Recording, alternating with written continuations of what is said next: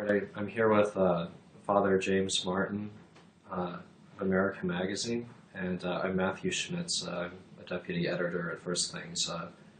Father Martin, how are you? I'm great. Good to be with you. Good to be with you. So I think today we'll talk a little bit about Pope Francis, maybe, and happenings in the Catholic Church and the world. We're recording this on Ash Wednesday, so I have a hearty smudge of ash on my forehead. I have a very faint one, but I also have to apologize for our Catholic readers, Catholic viewers. I'm not wearing my collar, which I normally do for a number of circumstances. I'm not making a statement. I am still a Jesuit priest, and there are the ashes, so just a little disclaimer at the beginning. So, Father Martin, what's your what are your kind of thoughts on recent debates over kind of Pope Francis? Those sort of unending questions and controversy around his public statements. What have you been making of this from your corner? Well, my sense is that people seem to want to box Pope Francis in, also say that he's doing things that he's not, and say that he's not doing things that he is. So, for example, there's a lot of discussion about him changing doctrine in the church, which he has not done, and nor will he. He's not going to change the fundamental teachings of the church. But he has also changed a great deal of things. He changed the tone, I think, of the discussion around different topics. And he's a different person than Pope St. John Paul and Pope Benedict were, and that's entirely appropriate. Doesn't mean he's better or worse, he's just different. So there have been changes, and so I think, unfortunately, people tend to want to put him in one camp or the other. And, really, even the United States, they want to make him either Democrat or Republican, which I think is actually kind of funny. He will not be boxed in, and I think we will see that when he visits the United States, and I think Congress is in for something of a surprise. Yeah, it's quite remarkable that he's addressing Congress. There's an old Catholic cartoon that shows sort of a reptile crawling over the dome of the Capitol building. Yeah, right. And this would have been unthinkable Yeah. in a previous age. And I'm curious to see if his visit to the U.S. does how that changes his approach to all these topics. I think that most of his I don't think his statements usually are crafted with American political realities in mind, and I don't think that and I don't think that we should fault him for that particularly. He has a very different formation than kind of American commentators do coming up in Argentina. So I'm just curious to see if his visit to America, kind of how that affects him, to the United States, if that makes him speak differently or think differently about some things. That's a really interesting point. I never thought about that. That's a very good point. That he himself would be influenced by his visit. I think you're right that I would say in the United States and more broadly in the West, we tend to expect him to address things that are of interest to us, and we forget not only, as you point out, that he himself is an Argentine and comes with a certain background, Latin American background, and a Latin American experience, but that he's also speaking for the universal church, that he has to speak for the developing world, for sub-Saharan Africa, for India, for Asia, Southeast Asia. And I think that sometimes people in the West and the United States are uncomfortable with the way he speaks about things because they forget that he has to, speak for the whole church.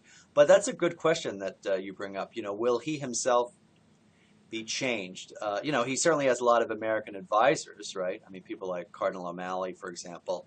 But that's a very good point. What do you think? Do you think, given his itinerary, there's enough time for him, in a sense, to kind of imbibe enough American culture and learn about the American church, do you think? Because it's pretty tight.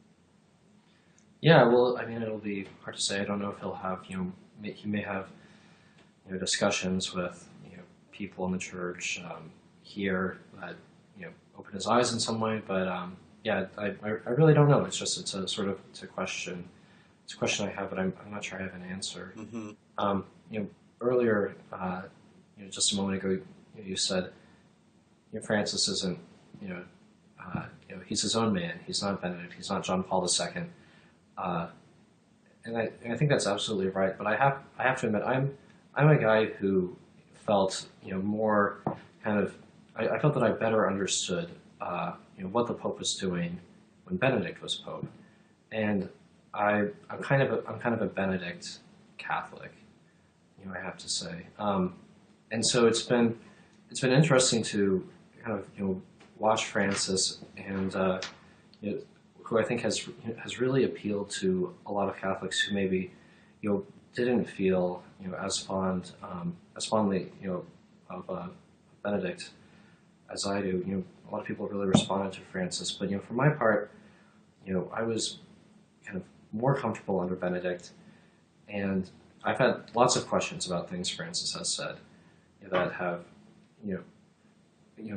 I think caused sort of they cause a lot of people to question, and so I'm a conservative. I'm happy to kind of put myself in that box, and so when Pope Francis says who am I to judge when he's asked a question related to gay relationships, on the one hand I applaud that totally because it's just a very simple statement of Catholic doctrine.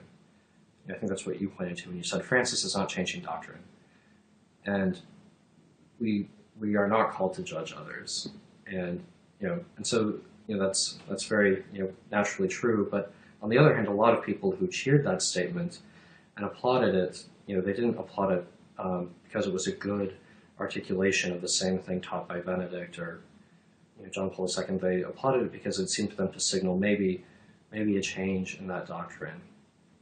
And so that's caused confusion, raised questions, and I think a lot of conservatives have been voicing those questions. But one thing I've noted, and I think stories have been written saying they're conservative critics of Pope Francis and all this, but one thing I've noticed more recently, and I wonder what you think about this, Father Martin, is that in addition to conservative questions like the ones that I have, I've seen more and more people who aren't political conservatives begin to raise questions about statements by Francis. So in his Christmas address to the Curia, he said, the Curia had spiritual Alzheimer's, and I read a article written by someone who is with a kind of disability advocacy group that talks about Alzheimer's.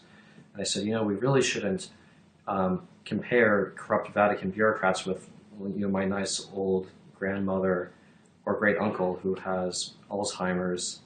That's kind of ableist language. It's a little bit troubling. And then he also recently said people who don't have large families, or people who choose not to have children, do so out of selfishness. And I read a post by a Catholic writer, Kaya Oakes, kind of questioning this, saying, could there be reasons other than selfishness that you don't have a large family? So I think maybe, because he's the Pope, we're all looking for kind of total accuracy and extreme nuance in his statements. Right. Right. Well, I would say, thanks for being so honest. I mean, I would say this in response. I hope I don't sound too pastoral, but or maybe I'm not going to apologize for that. But I think it's okay to feel more comfortable with one pope than the other. That's okay. I mean, they're going to appeal to different people. I mean, some people would have said they felt more comfortable with John Paul than with Benedict, and that's fine. I mean, not everyone is going to appeal to everybody. And I think that I heard a really interesting comment the other night. We had an event here at America Magazine with Father Tom Rosica, who is the English language assistant to the press office for the Holy See. He also runs Salt and Light TV. Anyway, and one of the questions was, what about people who are, finding it difficult to understand Pope Francis, as you were saying, or appreciate him? And he said, well, one of the things I always point to with people like that is the response that Pope Francis is getting from people. So even if you may have a difficulty quite as frequently. So those, press conferences on the way back from his trips to Rio and the Philippines and the Holy Land, John Paul and Benedict would give press conferences, but they weren't as freewheeling. And so when you're freewheeling like that, and you're speaking, off the cuff, and he has a very kind of colloquial way of speaking, I think sometimes he may make mistakes that he wished that he could change, or he may speak in ways that, really don't translate. I always say this is your 79-year-old Argentine grandfather, speaking to you. So, but I don't think it's increasing. I think that it may be a function, if anything, and this is just a guess, that he himself is speaking more off the cuff, is getting more comfortable with it. And so as a result, we might see things that are a little more, controversial or that make people scratch their heads.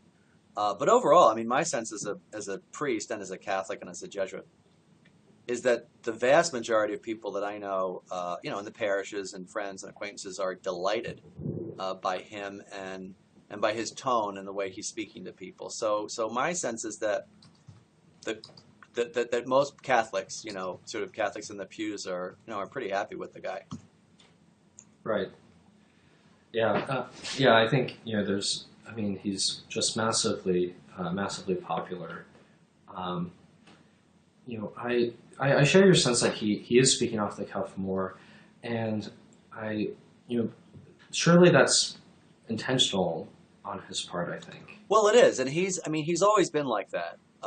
And remember that, I think one of the keys to understanding him, and I'm a little biased, is that, he's a Jesuit, and as you probably know, we at our final vows make a promise never to strive for or ambition any high office in the Society of Jesus, the Jesuits, or the Church. And so, we come to our final vows, which is after 20 years of training, making a promise, a public promise, not to ambition or be careerist. Now, what does that mean? I think for the Pope, it means that, you have someone who, really wasn't interested in kind of the Vatican bureaucracy. He was named Archbishop of Buenos Aires, and it wasn't as if he was kind of in that world. And nothing against, bishops or archbishops or diocesan priests, but the Jesuits were specifically asked not to kind of, participate in that bureaucracy, basically. So what happens is, I think you have someone who is a little more unguarded. He's not kind of the diplomat, or the person who would, be a member of a bureaucracy who would be so careful about what he speaks about, or who would, wonder how's this going to play. So I think that kind of lends him a sort of openness that may seem surprising to people. I always say it's like your parish priest talking to you on the steps after Mass. I mean, that's the kind of sort of feel we get. Now, that doesn't mean intellectually he's not smart, he doesn't know his way around the Vatican, but it is a different way, which I think is actually kind of beautiful. It is a different way that John Paul and Benedict spoke. I mean, John Paul was, as you know, a philosopher. Benedict was a theologian. This was their world, basically, and this is the way they were comfortable speaking. This is the way they were formed, and that makes sense. So it's just a different way of communicating with people, I think. Yeah, it's been, I have, I think it was, there's an Catholic English writer who once quipped that he would like to have a new papal bull with breakfast each morning. Bring on the papal pronouncements. Exactly, right. And we sort of have that today in our kind of instant media culture, but they're not papal bulls. They're, like you're saying, they're informal sound bites. Off the cuff remarks, and Francis has this incredible ability to speak in the most vivid terms. Spiritual Alzheimer's, or Catholics should not be like rabbits. I mean, terms like these, they offend and provoke in some quarters, in part because they're so effective. I mean, they stick in your mind. And so, I kind of wondered what to make of this fact. That the papacy is under Francis, but even before that, under John Paul II, and certainly under Benedict, but I think more than ever under Francis is kind of something that is shaped by our new media realities of instantaneous communication. So I went back and read recently some of the writings on the Church by Marshall McLuhan, the communications theorist, who happened to have been a quite hardcore Catholic himself, and commented on the Church. And he seemed to think that the papacy would be changed by instantaneous communication, but he doesn't really spell out how that's going to happen. And I think we're seeing it, more and more, we have to kind of reckon with the fact that the Pope is a celebrity. And so my intuition is that at one time, the papacy took on the kind of in an age of kings, of monarchy. The papacy took on the trappings of monarchy and of kingship, because that was a way that the Bishop of Rome could assert Christian truth in that time and place by taking on the instruments of power, and the symbols thereof, like the papal tiara. That's a way of sort of saying that the church and Christian truth doesn't submit to any power on earth. It does stand above and outside them. So my feeling is that in an age of kind of celebrity, an age of sound bites, given the kind of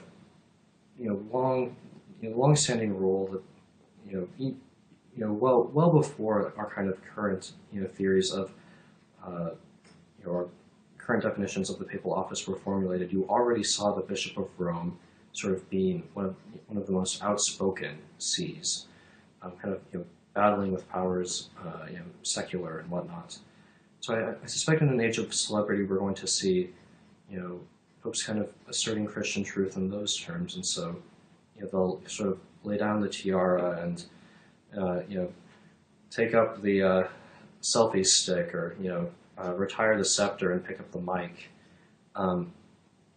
And so I'm not convinced that traditionalists who say well, we just need to go back to the Pope not offering public comments at all and keeping totally silent. I'm not sure that that's right. Or if we just had the Pope wear really fancy clothes and keep his mouth shut, things would be good. I don't think that's the solution. Even though I do think there are real problems with with this sort of kind of soundbite papacy. The trick is just how to do it in a savvy manner. I think that's what Francis is trying to do. That's a messy process, but I think that's what he's attempting. A way of kind of, in the terms of our Kanye, Kardashian, Bono, what have you culture. He's trying to assert Christian truth, and I don't think that I think this is the future. I don't think that there's really much other option. Although I don't know if I'd agree with that exactly. I mean, I don't think he's actually trying to do that and sort of mix it up in a celebrity culture. I actually think he's just being himself, and this is what you see. As a number of people have said to me, Jesuits who know him, what you see is what you get. This is the way he is. He is spontaneous. He is affectionate. He is he's apt to sort of hug somebody or kiss somebody because that's who he is, and the media happens to be there. I think I'm ready to. I think I'm happy to agree with that. I think probably then I would want to say that he should be trying to be kind of cunning about it. I think maybe in his America interview he said I'm a little bit naive and a little bit cunning or something. Yeah, well, like most Jesuits, I guess. Although it's funny. I was speaking to someone the other day who works very closely with him, and he said there's a lot of critics who think that actually the Pope is actually kind of manipulating the media and using these things, and he knows exactly for example when to break out of the sort of papal motorcade and kiss somebody, those kinds of things. And so my friend was responding to this criticism, and he said, well, actually in private, he is not only just like that, he's more like that. So in fact, he is very spontaneous and upbeat and transparent and authentic in private. So he said early on, which I think is it may be a key to understanding him, and may sort of be a response to your question. He said early on, and I think it was in the America interview, I am 78 years old. I am who I am, and it's too late for me to change, And so he's being authentic. And I would say, actually, interestingly, while there may be people who feel that, he may be using, the celebrity culture or whatnot, I think most people are really kind of charmed by that.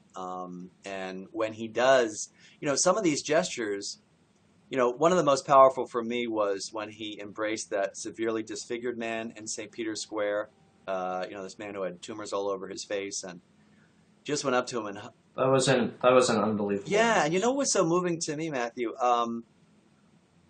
I don't think you can plan that. I mean, I try to model myself after Jesus Christ and to be as compassionate as I can be.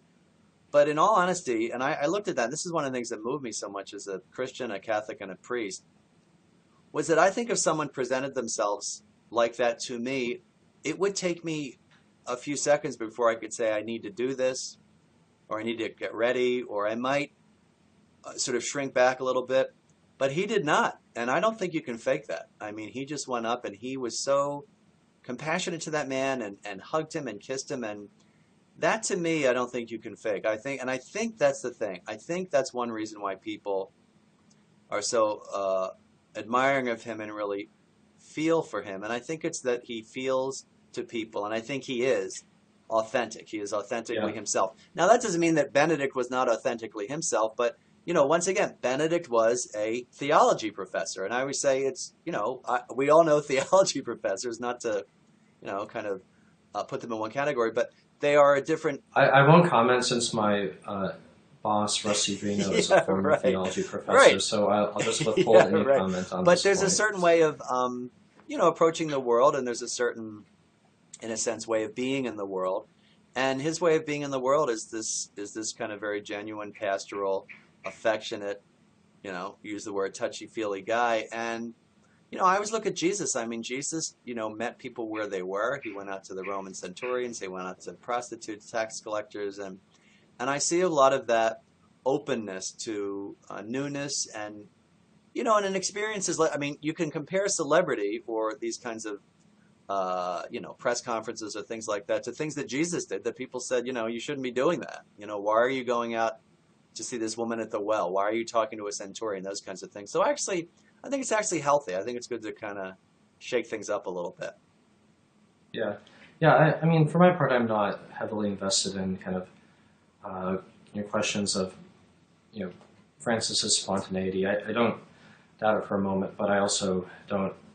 Um, I don't think it would be.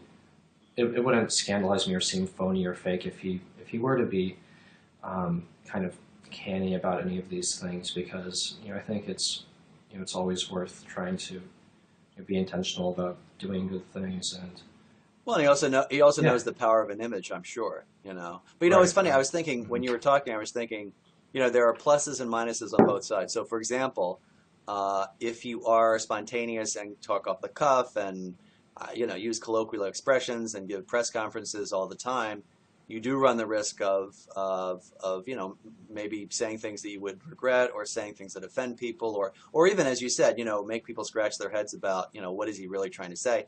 The opposite, though, I think is the opposite case has pluses and minuses too. I mean, if you are very reserved and reluctant to speech, then people think, the church is aloof, the church is out of touch, the church is not interested in me, the Pope is, and I'm not, sort of specifying people, but the Pope is, he's not interested in the sort of human interaction that I find so appealing. So I think, so I mean, I think one of the things I always come back to is that the Holy Spirit gives us, who we need at the moment, and for whatever reason, we have needed this kind of person who's spontaneous and open to these kinds of things.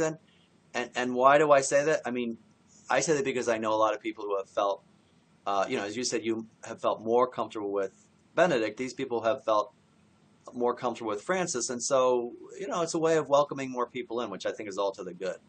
I think the challenge is, and I really do think this, I think the challenge is for people who have a difficult time with Francis to remember that there were people that had a difficult time with Benedict and John Paul, and whoever succeeds Francis, people may have a difficult time with him and may like him even better. So I actually think it's kind of great that we have these different personalities, that are Pope, because I mean John Paul was Pope for so long. I mean, God bless him, Saint John Paul, and I really admired him.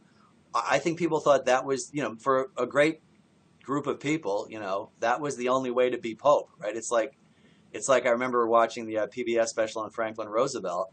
There were people who knew no other president than Roosevelt. They had no clue that you could be a kind of different kind of president. So I think it's good to have these different models of holiness and models of the papacy.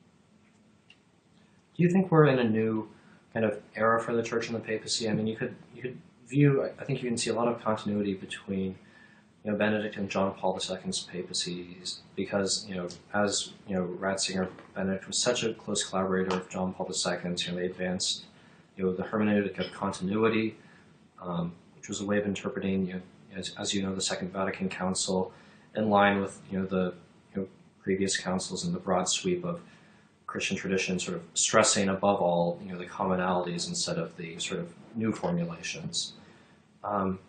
And so one question I had when Francis was first elected is, is this part of the kind of long sort of Benedict, John Paul II era in the church, or will this be the opening of a distinct era? And I didn't have any kind of initial sense of that. And I wonder, what you think now that we're, a few Yeah, I years. think that's a great question. Ironically, John O'Malley, the Jesuit historian at Georgetown, pointed out that, while the irony is that while John Paul and Benedict were at Vatican II, we have Francis who was not, he did not participate. And he seems kind of free of some of those debates that happened at Vatican II, the continuity and discontinuity. And he seems somewhat, to me, seems kind of relatively free of those things in the sense that he hasn't mentioned them that frequently. I have to say, I do see it as a kind of new era. It does feel like a new era, but, we'll see what his successor does, right? I mean, It does feel different. yeah, and I think, I think one of the things, obviously everybody points to, comments like, who am I to judge, which I do think is huge. That's a huge comment. And why do I say that? Well, because people responded to it. And I think you're right. Some people responded to it in the wrong way. But I think some people responded to it in the right way, that they felt more welcomed, which is, great. But I would point to actually what he calls, and it's kind of, inside baseball talk, but synodality, sort of relying on the synods and sort of collegiality, another Vatican II word. I actually think that's a very significant change, that the synods are being given a lot more freedom and openness and power. I think that the fact that he is also sort of trying to reform the Curia is a big deal. So these are pretty significant changes, I think, that go beyond some of the sound bites, I think. So yeah, I do think. Right. So maybe assert more papal control over the kind of Curia in-house. We're just the kind of autonomy and power of some of those departments. The autonomy of which may have helped force Benedict out of the papacy. Yeah, right. Which he felt that I think he felt and by the way, I think that was the greatest thing he did, and this is not to denigrate his other accomplishments. I thought that was a remarkable act of humility, frankly. I mean, that made me admire him all the more. And that was incredible. Yeah, I mean, we could talk as much as we want about Francis being a revolutionary, but that was a pretty novel act. Yeah, but you're right. I think Benedict felt that this was, he took a look at what was going on. He felt, I cannot, sort of, kind of reform this. But yes, I think exerting some papal authority over that. I think getting rid of a big word for Francis, clericalism. I mean, which is anathema to him, and it should be, frankly. So yeah, I think those. I didn't mean to interrupt you, but yeah, I do think that's a significant change. Yeah, so that's kind of, I definitely see that changing. And then you're like you're saying, on the other hand, opening up discussion, from other bishops. And so here's my kind of, I think it's worth talking about that in terms of the, Synod on the Family, which was sort of in this kind of interim period between the two meetings, the one last fall and then the one, coming up this coming fall. And my read, very simply, is that Francis was pushing for a way to pastorally allow communion for Catholics who are divorced and remarried. He doesn't want to change doctrine, but he was hoping, and I think probably still hopes that through a proposal maybe like Casper's, it might be possible to, while preserving the Church's teaching on marriage's permanence, still allow some sort of pastoral provision for Catholics so that they can get communion. Now, that's my sense of what he wants. I think that this is unworkable and misguided, that it separates doctrine too much from what's pastoral. But my sense is that he, even though that's what he wants, he's not going to kind of kind of voice that on anyone, or he's basically not going to do anything unless it seems like there's a consensus coming out of the synod in favor of it. I mean, I feel like he really is open to what his brother bishops have to say on this topic. That's my sense. What's Yeah, your I sense mean, on this? I would just sort of add a gloss on that. I would not say that he wants, a change in the pastoral application of, the teacher on divorce and marriage Catholics. I would say, I think and you'd probably agree with me, he wants a discussion of this. I mean, I think that's, in terms of kind of Jesuit discernment, he is trying to get a discussion going for kind of group discernment, So I think he's very open to whatever the Synod of Bishops tells him. I mean, he may have his own desires and thoughts, but I mean, I think, one of the sort of,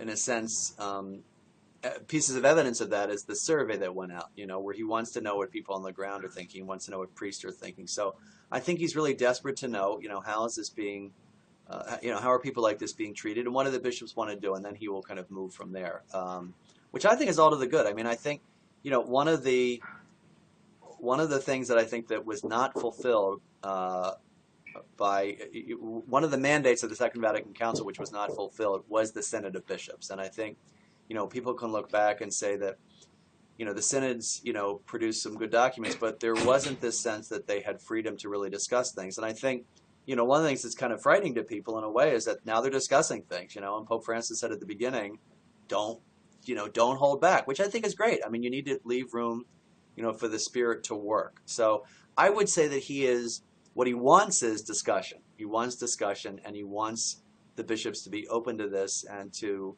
look at this problem, the sort of pastoral application, which obviously he dealt with himself in Argentina. So I think opening up things for discussion is fantastic. It can be messy, but I mean, it's like the Second Vatican Council was messy too. I think we sometimes tend to see it through, rose-colored glasses. These kind of perfectly formed documents that kind of, came out of the council. But there were these, kind of knockdown, drag-out fights.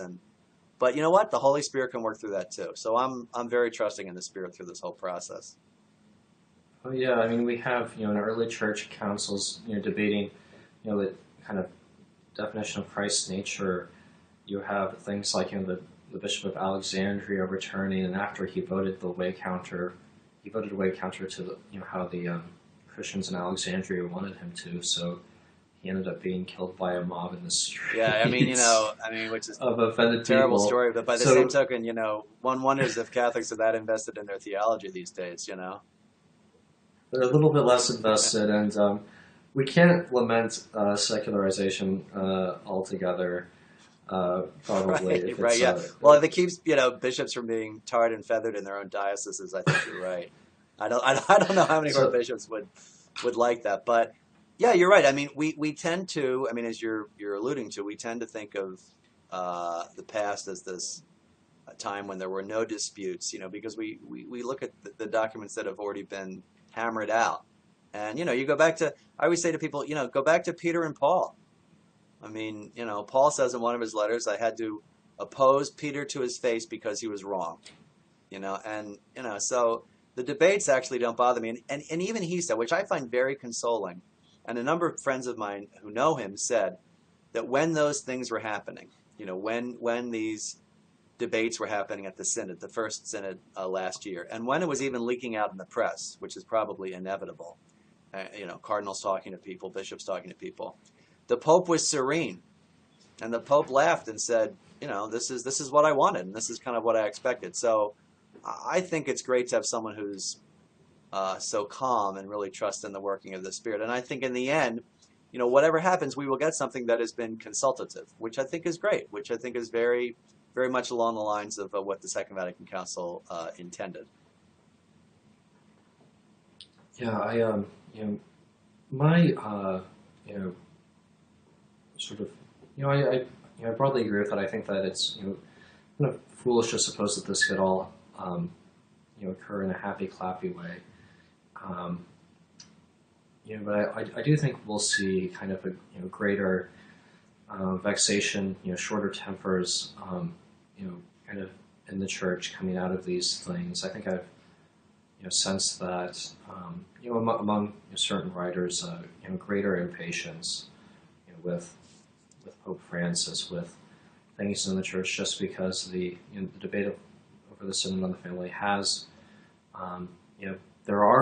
the debate is a real one. There are different positions, and people have opinions about which one is better than the other. And so we will see, I think, to whatever extent we have sort of free and open discussions, I think we'll also see polemics, bitterness, wild caricatures of sort of Pharisees on the one side and heretics on the other. And we know which side the writer is always on. I mean, it's always Right. the Pharisees, always the other person. No, I think that's right. I think it's unfortunate, though. I think one of the things that I lament, and I really do, is that, and I'm not naming names. I'm actually not thinking of anyone in particular, but Name no, names. I won't. And actually, I'm not thinking of anyone in particular. But I've read enough stuff over the last 2 years to know that, a lot of the same people that are saying that the Pope is wrong, the Pope is doing this is terrible, and the Pope should stop doing this, and they're being very critical of the Pope, were the same people who said that when you critiqued Benedict or John Paul, you were being a dissenter for critiquing the Pope. I mean, I have to say that you were talking about comfort and uncomfortability. That really discomforts me. I mean, that is really striking to me. That in the past, you couldn't say anything against the Pope, when it was John Paul and Benedict. But now that it's Francis, it's kind of, it's like open season on Francis. And I wish that some of those same critics would just give him the benefit of the doubt. That's not to say that Benedict and John Paul didn't have their critics, but the vitriol against him, from some quarters is really shocking to me. From these people who said that, you really must listen to what the Pope says and all that. So that really is discouraging to me, and I don't know what to do with that. I really find that very difficult, frankly, as a Catholic. And it's just so you would think that these writers would see what they're doing,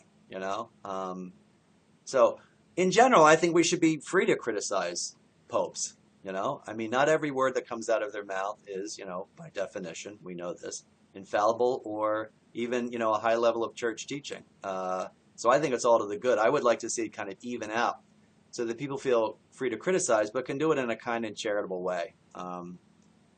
So I think that's what I hope for Francis. I hope it doesn't get too vitriolic, but I fear that you're right, because I think some of the critiques around the time of the Synod were just out of control. So it's unfortunate, but I guess it's just part of the human condition. Right. I mean, there will always be inconsistency and opportunism, but maybe the fact that kind of the shoe is on the other foot a little bit will help cure Catholics of all sort of political stripes and cultural persuasions of sort of excessive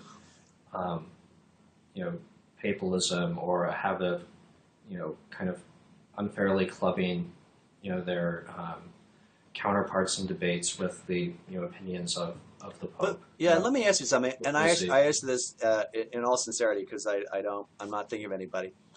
Do you see that phenomenon that people who had been, I would say, adamant about never disagreeing with John Paul or Benedict, now coming out and critiquing Francis? I mean, do you see that, and does that bother you at all, and does that make you kind of scratch your head?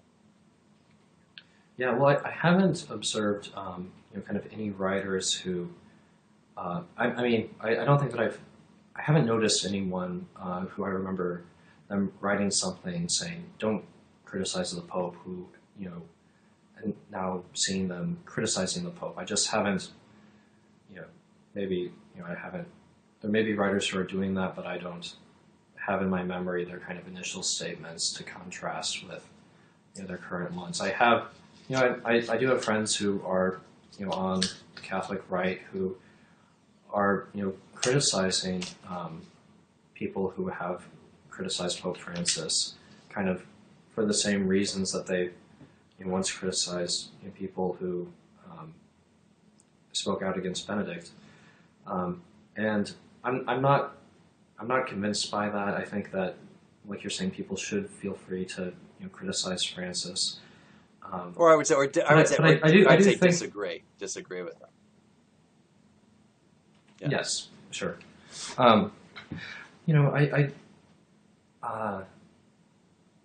Geez, what was I? What did I? Something just slipped my mind here. But I'm certainly see people. Oh yeah. So I think one reason we've seen this change in the way I do think. So even though I haven't seen specific examples of this, I think you're onto a little bit of something here, definitely. And I think part of the reason for that is that people feel that when Benedict was criticized, he was criticized as being maybe a little bit too mean or a little bit too extreme in defending Catholic doctrine. And now, criticisms of Francis, in the main, have been criticizing him for being a little bit, kind of insufficiently tough about defending doctrine. And so, probably one reason you see people criticizing Francis who you never would have seen criticize Benedict and John Paul II in the same terms is that they feel that the statements that have received the most widespread acclaim from the papacy are of a different character than the statements of John Paul II or Benedict that were much remarked upon. That's not consistently the case, in every instance. We can remember there was a big controversy under Benedict's papacy about his comment that using a condom between two gay men could be a sign of a kind of growth in love or something, I think he said. And so there was the kind of thing like, what, the Catholic Church approves of condoms now? Does it approve of homosexuality? What's going on? And that controversy was very similar to a lot of what we've had under Francis. So I think partly there's a perception that Benedict's reputation was sort of the mean defender of doctrine. Francis is sort of the fun guy who's willing to be a little bit more loosey-goosey. Did he call a lady saying it's fine to go to communion even though you're divorced and remarried, or did he not? There are controversies like this that you didn't really have to the same extent under Benedict. So I think that's why the criticism has taken on different forms, because people they're trying to stay close to that, what they perceive as Catholic truth, as the magisterium, and they're wondering, well, is the Pope getting a little bit too far away from that? Well, but that's I think I am more Catholic. Yeah, than the Pope, I think. Well, I think that's a good point. I think that the question would be, what is Catholic teaching and what's important? When you talk about the magisterium, is it simply kind of the church teaching on those kinds of issues that you mentioned, or is it also the Gospels, and mercy and love and forgiveness and those kinds of things? And I think that, there could have been people who would criticize, and there were people who criticized Benedict and John Paul for not being, for example, merciful enough or compassionate enough or open enough to, whole groups of people, gays and lesbians and, theologians and people like that. So that, for people who criticize those popes, that was a valid, they saw that as a valid criticism because that also is part of church teaching too, broadly defined. So I think what bothers me is that when people criticize Pope Francis in that way, it's very selective. It's a kind of which doctrine, is he kind of going against? And it's the doctrine in a sense that I disagree with. That's kind of what he's saying, basically, when the critic does that. And that sort of bothers me, basically, that, once again, if I disagree with Pope Francis, it's okay to critique him because, I'm not in favor of him, but you cannot criticize, Francis, you cannot criticize Benedict or John Paul, and I would say on almost anything. I take your point that there were times when he was being critiqued for what some people saw as a kind of misstatement of doctrine, but I think, let me put it this way, I think the criticisms against Pope Francis, let's say among Catholic commentators, broadly speaking, are much stronger than anything against John Paul and Benedict in terms of their kind of vitriol. But anyway, I just hope that maybe with this kind of out in the open, people can see that it's okay to disagree with the Pope from time to time. That does not mean you're a dissenter.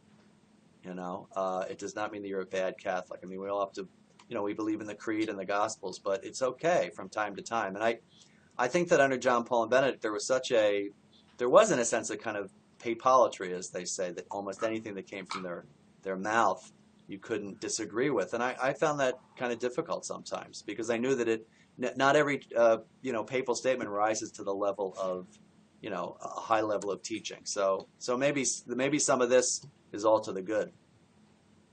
Right. Yeah, I hold out that hope as well. I think ultimately there really are very different kind of instincts within the church among people who they're are equally Catholic, but they kind of there are questions. We've seen this in and on the family. I think one side feels probably very strongly that the church is out of touch with the way people are actually living, and it needs, even if it's just through speaking differently, it needs to get in touch with them. Yeah. It needs to it needs to stress mercy. It needs to stress love. And Cardinal Casper has written his book on mercy and advanced this proposal is one way to further that. Now, a lot of people on the other side, among whom I count myself, see the current battle in the church very much in terms of what John Henry Newman identified. The struggle is against liberalism, which he concisely defined as the anti-dogmatic principle. The idea that dogma is bad, dogma is constraining. And if we can just get a little bit away from that, we'll be a little bit better off. And my kind of sense is that the only way to kind of heal the church's wounds and also to bind up our own injured selves is to sort of see how how discipline can be salutary and dogma can be freeing, and that's why they want to say no. The thing for the divorced and remarried is to use the sacrament of reconciliation, to if it's necessary live as brother and sister, things like this. And so those are real questions. Those are really profoundly different readings of the signs of the times, and they're pitted against each other. Well, to a lot yeah, of I extent. hope not. I hope they're not pitted against each other. I hope it's a kind of dialectic in a sense where they can kind of come into contact with one another. Because I agree with you. Obviously, the church teaching is freeing, but I do think doctrine develops, and the Pope has talked about this, and Newman talked about it. But more to the point, I think that it is important to listen to how the Spirit is at work in people's lives. What are people's lived experiences? And I don't think that is so much kind of throwing over dogma as saying that the Holy Spirit works, not simply through the magisterium, but also through the people of God. And I think what's frankly beautiful about the way the synod is trying to proceed, and it's a new way of being a synod, and it's a new way of being a church, is to say, how is the Spirit at work in the people? How can we listen to the sensus fidelium? I mean, that is Catholic theology as well, and I think that we haven't done that for a while. And I think one of the flaws of the Second Vatican Council is that it did not provide a sort of avenue, for the laity, in a sense, to kind of talk about their experiences. And I think that to have the Synod do this is one way of listening to that. And how is the Spirit, affecting people in their daily lives, in their houses and in their homes? And I think it's very important to listen to that, as well as reflect on church doctrine and church teaching and see where the two can meet. Because I really trust the Spirit in all of these things. I really do, and I think I'm not too worried about the discussion, and I hope it's not pitted against one another as in dialogue with one another. Yeah, I would hold out the same hope, that though probably with less confidence. Oh no, be confident in the Spirit, man. You got to be confident in the Spirit. That doesn't mean it's going to be easy and kind of calm and placid, but I really do. The Spirit's in charge. It's like that old thing with St. John the 23rd, when he used to be worried about going to sleep at night. Do you know the story? Yeah, he No, would I wake don't. up I mean, needless to say, there was a lot going on during his papacy, 1958 to 1963. And he would wake up, you know, disturbed and, not be able to go back to sleep. And he would say to God, whose church is it? Your church or my church? And he would say, it's your church. So I'm going to go back to sleep. You take care of it. So, I like that. It's kind of like well, outsourcing. well, I'm gonna give my anxiety to and you, it's God. true too. I mean, God's, he's the vicar of Christ. He's not Christ. And the Spirit is really working. I think we don't know what's going to happen. I mean, look who the Spirit elected. One of the great things that I think Cardinal Dolan, I think he said this to me. It's not private, but he said that at some point to me that when they went into the conclave, I think the person who was in charge, who gave a kind of fervorino, a kind of introductory talk, said, which I think is beautiful, to the College of Cardinals, the Holy Spirit has already decided who is going to be the Pope. You just have to figure out who that is. Good Yeah, luck. well, right. I see we are getting up to 51 minutes, so I know it's supposed to be under an hour. Is that right? I think that's right. I think we've we've led our conversation to a Yeah, good good. point here. Probably. Do we need to kind of get any last minute contentious topics in, No, or I think all I'd say is I really enjoyed speaking with you, and thanks for being so honest, particularly at the beginning. I think that's really helpful. When you were talking about being comfortable or not comfortable with Francis. So thanks for your honesty, and let's pray for each other. absolutely? It's great to talk to you, All right, Father Mike. thanks. God bless, and happy Lent. Right. Yep. Okay, Same bye-bye. to you. Adios.